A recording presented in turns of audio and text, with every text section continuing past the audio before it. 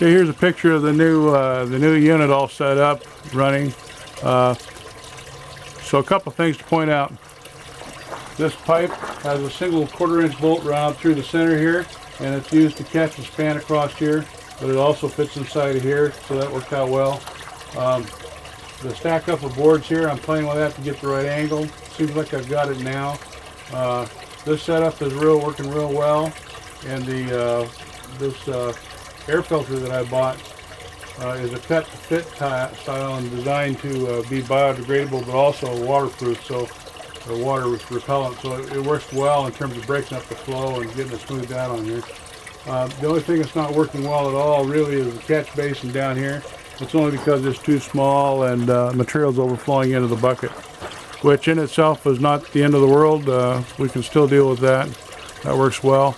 But as you can see, the whole thing fits on top of a bucket, so we don't have multiple buckets, multiple water sources, all one spot. Runs on about 8 gallons of water.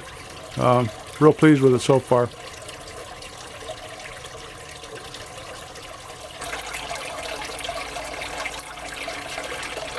This is the new Miller table.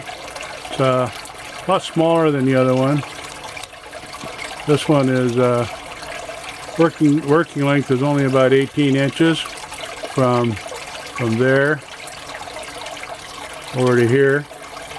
There's a sponge in there to smooth out the flow, and as you can see, it's working very well in terms of flow. I've got some aluminum pieces in here to help divert the flow.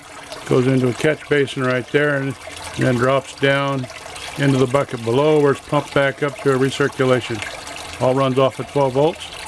As you can see, that's a 2-inch sash brush there, so size, this is a lot smaller. Okay, so I'm going to put some sand on there, some cons, and we'll see what happens.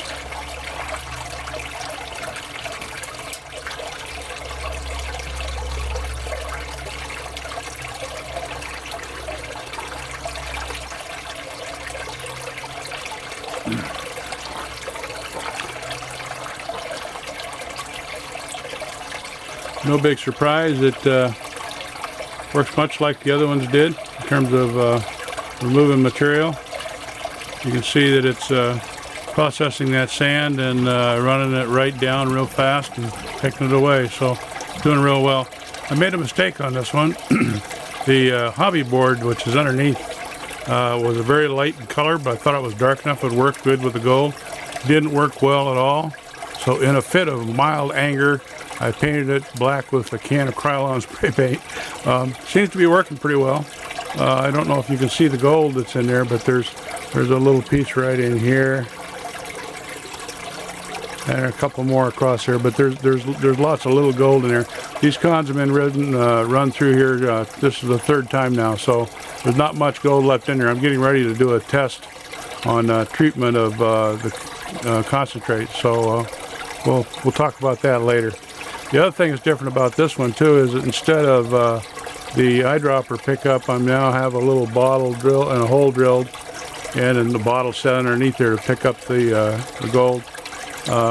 Putting a hole in the cap and then gluing the cap in and then screwing the bottle in and out works real well. So that worked well. Everything worked well except for the color of the pad. So that's I'll have to go shopping and see if I can find a different color pad. Anyway, this worked real well. It's a nice compact design. Seems to work pretty well. Of course, I made it too big to fit in the box it's sitting on, but that's a minor inconvenience. I want the size so I can handle a whole teaspoon at one time. All right, thanks. We'll talk to you later.